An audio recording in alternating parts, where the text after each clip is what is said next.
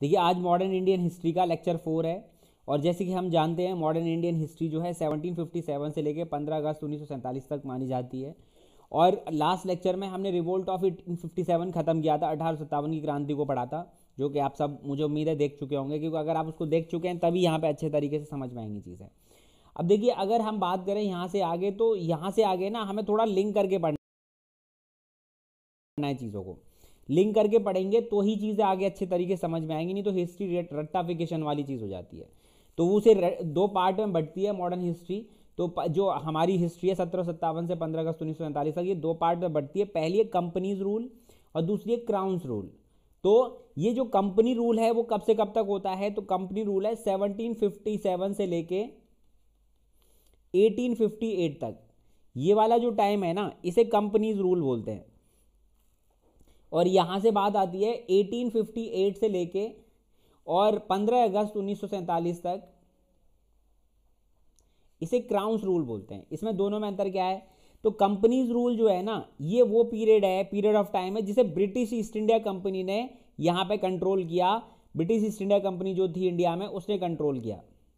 British east India company जो थी उसने कंट्रोल किया, मतलब administrator direct British east India company थी। क्राउन्स रूल का मतलब है कि जब 1858 में Britishers British east India company को खत्म कर देते हैं, अबॉलिश कर देते हैं, और सीधे इंडियन एडमिनिस्ट्रेशन जो है वो ब्रिटेन पार्लियामेंट से कंट्रोल हो जाती है, जिसे क्राउन्स रूल बोलते हैं। तो आप ऐसे समझो कि पहले जब इंडिया में बहुत सारी यूरोपियन कंपनियां आई, यूरोपियन कंपनियों ने आके यहाँ पे कब्जे किए, तो अलग अलग कंपनियां अलग अलग तरीके से व्यापार करने के बहाने से एडमिनिस्ट्रेशन में घुस गई, और उनमें से सबसे स्ट्रांग कंपनी जो उभरी वो ब्रिटिश ईस्ट इंडिया कंपनी थी, जिसने पूरे देश पे दबदबा कर लिया और 200 साल तक लगभग हमारे देश पे शासन किया। तो वो जो पीरियड जिसमें direct British east India company शासन कर रही थी, उसे British east India company rule बोला गया है। शॉर्ट में हम कंपनी रूल बोल देते हैं, बट एक्चुअल में ब्रिटिश ईस्ट इंडिया कंपनी का रूल है वो, ठीक है। और दूसरा है क्राउन्स रूल, जब 1858 में जब ये यहां से ब्रिटिश इंडिया कंपनी को खत्म कर दिया जाएगा और सीधे के सीधे इंडियन एडमिनिस्ट्रेशन का कंट्रोल ब्रिटेन पार्लियामेंट से होगा। तो ये दोनों में डिफरेंस है। अब कुछ इंपॉर्टेंट चीजें हैं, अब क्योंकि हम मतलब एग्जाम के स्पेसिफिक चीज़ों को कवर कर रहे हैं, अगर यूपीएससी वगैरह होते तो वहाँ पे और डिटेल में पढ़ते हैं, बट अभी यहाँ शॉर्ट में समझते हैं, लिंक करना है हमें चीज़ों को। तो पहले देखते हैं कंपनीज रूल।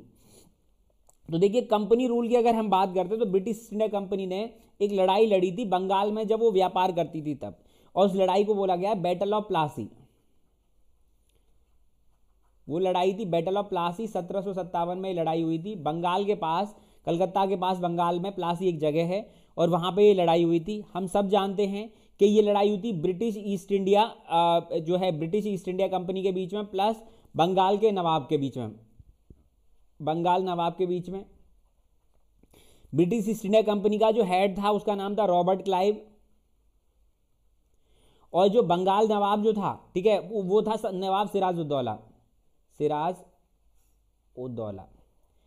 ठीक है। ये हम पहले भी देख चुके हैं, लास्ट लेक्चर में हमने देखा था, लास्ट लेक्चर में, कि किस तरीके से रॉबर्ट क्लाइव सिराजुद्दौला को जो सैनिक होते हैं और कई कई बड़ी पोस्ट पे जो अधिकारी होते हैं ब्राइब दे देता है, ठीक है, और घूस दे देता है, जिसकी वजह से सिराजुद्दौला के जो सैनिक होते हैं या बड़ी बड़ी पोस्ट के अधिकारी होते हैं वो इसके सिराजुद्दौला के साथ क्या है धोखेबाजी कर देते हैं, और जिससे ये लड़ाई में ब्रिटिश इंडिया कंपनी जीत जाती है। अब सोचोगे जब ब्रिटिश इंडिया कंपनी पहले व्यापार कर रही थी बंगाल में, यहाँ के राजा से पूछा जाता था, कुछ छोटे छोटे काम करने के लिए उसे टैक्स देना पड़ता था। अब यहाँ पर क्या हो गया कि जब उसने बंगाल के नवाब को हरा दिया और एक ट्रेडिंग कंपनी के अंडर पूरा बंगाल आ गया, तो बंगाल में वो एडमिनिस्ट्रेशन करने लग गई। अब एडमिनिस्ट्रेशन करने लग गई, प्रशासन करने लग गई। तो ये जो ब्रिटिश इंडिया कंपनी है जब यहाँ पे प्रशासन करने लग गई, तो उस प्रशासन करने को ही हम बोलते हैं, अच्छे तरीके से आप जानते हो, रूल करना।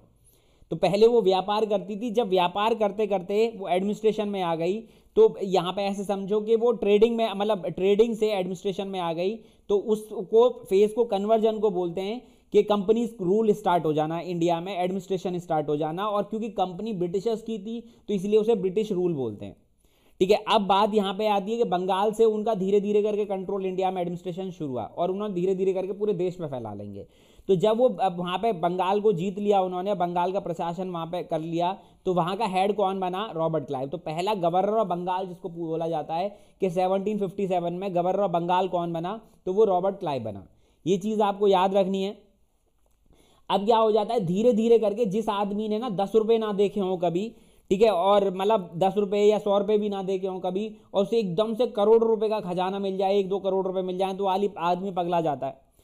ठीक है, पैसा भी हजम करना है या पैसे को उस तरीके से मतलब एडेप्ट करना है या मैनेज करना हर किसी के बस की बात नहीं होती। पैसा आने को किसी के पास भी आ सकता है, लेकिन उस पैसे को सही तरीके से यूज करना, उस पैसे से पैसा बनाना, उस पैसे को लॉन्ग टर्म के लिए सस्टेन करना, वो भी हर किसी के बस की बात नहीं होती।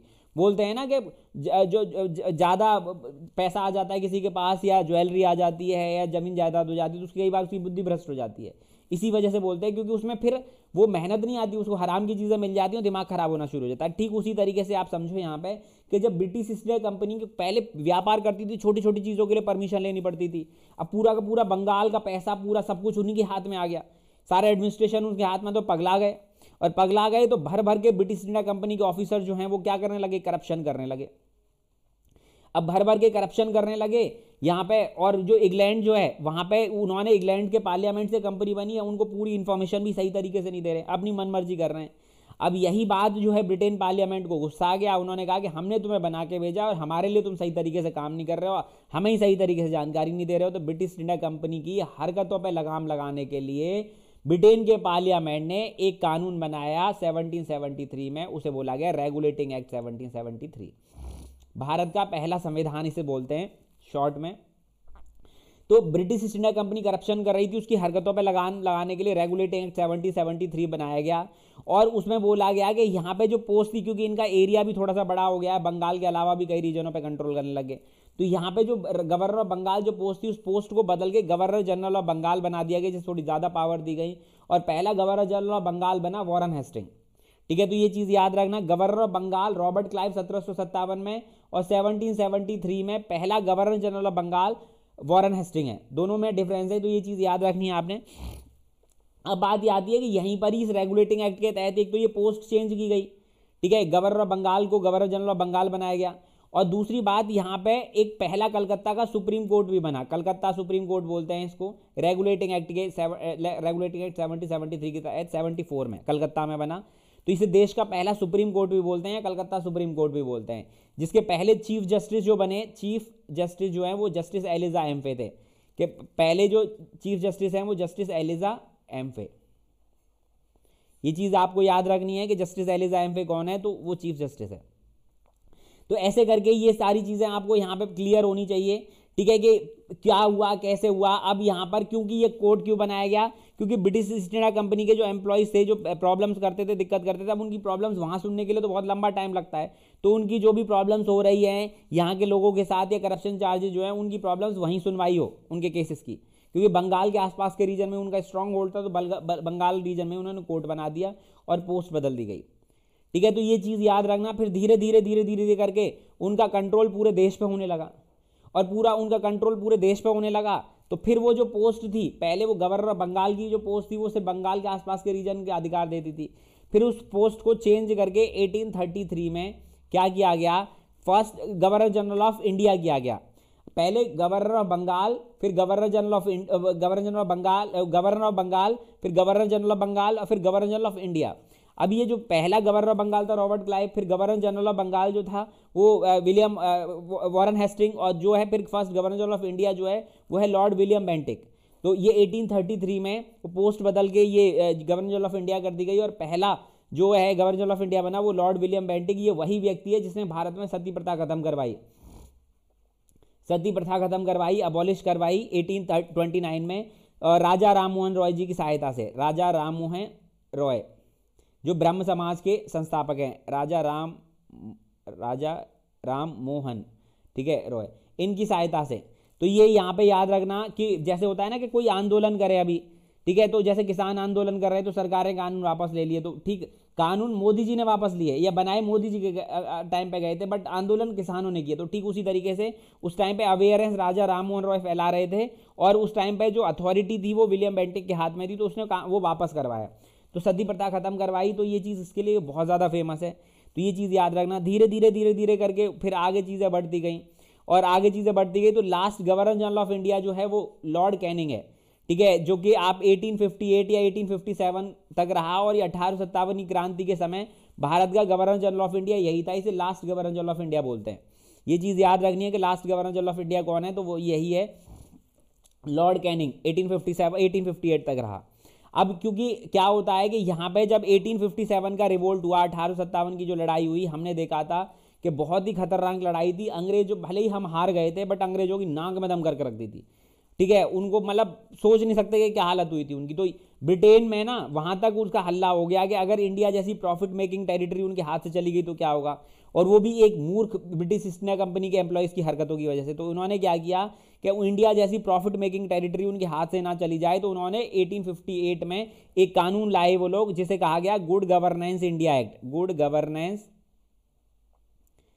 इंडिया एक्ट 1858, ठीक है, या फिर government of India act 1858, Bharat सरकार अधिनियम 1858, ठीक है। इसे गुड गवर्नेंस इसलिए कहा गया क्योंकि उन्होंने बोला कि हम अब इंडिया के अच्छे के लिए कानून लेकर आ रहे हैं। देखो, हमने ब्रिटिश ईस्ट इंडिया कंपनी को खत्म कर दिया, क्योंकि उन्होंने यहाँ पे ब्रिटिश ईस्ट इंडिया कंपनी इस कानून के तहत खत्म कर दी, और यहाँ का इंडिया का एडमिनिस्ट्रेशन सीधे ब्रिटेन के पार्लियामेंट के हाथ में चला गया, ठीक है। तो उसे बोला गया, फिर यहाँ से कंपनीज रूल एंड हो जाता है और क्राउन्स रूल स्टार्ट होता है। ब्रिटिश क्राउन्स रूल 1858 से लेकर 15 अगस्त 1947 तक स्टार्ट होता है। और यहाँ पर क्या होता है कि फिर पोस्ट भी चेंज होती है, ठीक है। इसके बाद 1857 की क्रांति हम पूरी देख चुके हैं, इसलिए मैं उस पर बात नहीं करूंगा, लास्ट लेक्चर वही था। तो यहाँ पर फिर पोस्ट भी चेंज होती है। तो ऐसे करके जो पहली पोस्ट बनती है ना, वो फर्स्ट जो वाइस रॉय है, ठीक है, वो फर्स्ट वाइस रॉय बनते हैं यहाँ। मतलब जो गवर्नर जनरल ऑफ इंडिया जो पोस्ट थी, वो पोस्ट बदल के वाइस रॉय ऑफ इंडिया कर दी जाती है। और पहले जो लास्ट वाइस रॉय थे, last governor general of India जो थे, सॉरी, ठीक है, वो थे लॉर्ड कैनिंग। और यहाँ पे ये वाइस रॉय भी, पहले वाइस रॉय भी यही बनते हैं, लॉर्ड कैनिंग। फिर बात आती है यहाँ पे एक नई पोस्ट इंट्रोड्यूस होती है जो सेक्रेटरी ऑफ स्टेट होता है, जिसका नाम है लॉर्ड स्टैनले। तो पहला सेक्रेटरी लॉर्ड स्टैनले है। लॉर्ड स्टैनले लंदन में वहीं पर ही बैठते थे, बट ये इंडिया को देखते थे, ठीक है। और ये वाइस रॉय इंडिया में इनकी पोस्टिंग रहती थी। आप ऐसे समझो जैसे ठीक इस टाइम पर जैसे आप इन्हें मान लो ये प्राइम मिनिस्टर हो गए और ये प्रेसिडेंट हो गए, आप इस तरीके से समझ लो। तो उस तरीके की ये पोस्ट है। तो धीरे धीरे आप ऐसे समझो कि 1858 के बाद, ठीक है, ये सारी की सारी जो पोस्ट है वो किस में बदल जाएंगी, ठीक है। तो ये सारी की सारी पोस्ट जो है गवर्नर जनरल ऑफ इंडिया की जो पोस्ट है वो वाइस रॉय में बदल जाएगी, और एक एक्स्ट्रा पोस्ट सेक्रेटरी है। तो 1947 तक ये वाइस रॉय ही चलेंगे। तो ये चीज़ आपने याद रखनी है। इसके बाद यहीं पर ही बात आती है, इसी तरीके से बनते रहेंगे, हम इन्हें पढ़ेंगे भी बीच में। अभी तो डायरेक्ट मैं लिंक करके बता रहा हूँ, ताकि नेक्स्ट वीडियो जब हम पढ़ें, लेक्चर जब पढ़ें, तो आपको सारी चीज़ें लिंक अप रहें, आप समझ पाओगे एक्चुअल में किस तरीके से पढ़ना है, ठीक है। और वाइस रॉय कौन होता है, कैसे बदल गया, ये सब चीज़ें आपको पता होनी चाहिए, और एग्जाम में पूछ ली जाती है, तो इसलिए वो भी। तो यहीं पर ही बात आती है। फिर बात आती है कि इंडिया जब 1947 में आज़ाद हो रहा होता है, तो लास्ट वाइस रॉय कौन होता है, तो लास्ट वाइस रॉय होता है लॉर्ड माउंटबेटन, ठीक है। लास्ट वाइस रॉय होता है लॉर्ड माउंटबेटन, ठीक है। और ये लॉर्ड माउंटबेटन 1947 में ये पोस्ट एंड हो जाती है। आज़ादी के बाद फर्स्ट इंडिपेंडेंट इंडिया का, ठीक है, आज़ादी इंडिया का, ठीक है, आज़ाद इंडिया का पहला जो आप ऐसे कहो कि जो first governor general of India जो बनता है आफ्टर इंडिपेंडेंस, जो ये वाइस रॉय जो पोस्ट है ना, आज़ादी के बाद इस पोस्ट को गवर्नर जनरल ऑफ इंडिया बनाया जाता है। बट ये वो पहले जो गवर्नर जनरल ऑफ इंडिया थी वो बिफोर द इंडिपेंडेंस थी, मगर ये आज़ादी के बाद, ठीक है। या आप ऐसे कहो कि governor general of free India, first governor general of free India, तो फ्री इंडिया के यही होते हैं माउंटबेटन। और इनको क्यों बनाया जाता है, तो इनसे ये क्योंकि एकदम से सडन पावर ट्रांसफर हुई, तो हमें पता नहीं था कि किस तरीके से चीज़ें हैंडल करनी है। तो हमारे लोगों ने जो उस टाइम रिक्वेस्ट करी कि थोड़े दिन तक आप यहाँ पे रहिए और हमें थोड़ा सा मतलब वो गाइड कर दीजिए कि किस तरीके से चीज़ों को चलाना होता है। और उसके बाद ये धीरे धीरे करके ये प्रधानमंत्री में पोस्ट कन्वर्ट हो जाती है और चीज़ें उसी तरीके से चलने लग जाती हैं। फिर लास्ट सेक्रेटरी ऑफ स्टेट बनते हैं विलियम हरे 1947 में, और ये पोस्ट आप ऐसे कहो कि मोटा मोटा प्रेसिडेंट में बदल जाती है। और ऐसे करके आपको पता ही है कि ये फिर प्रेसिडेंट बनने लग जाते हैं। जब यहाँ पे 1947 में मैं डिटेल में पढ़ाऊंगा, तब आपको ये चीज़ डिटेल में यहाँ पे एक्सप्लेन भी करूँगा कि यहाँ पे कौन बने, कौन इंडियन थे। अभी तो हम शॉर्ट में लिंक करने के लिए समझ रहे हैं, तो अभी शॉर्ट में इतना ही समझिए।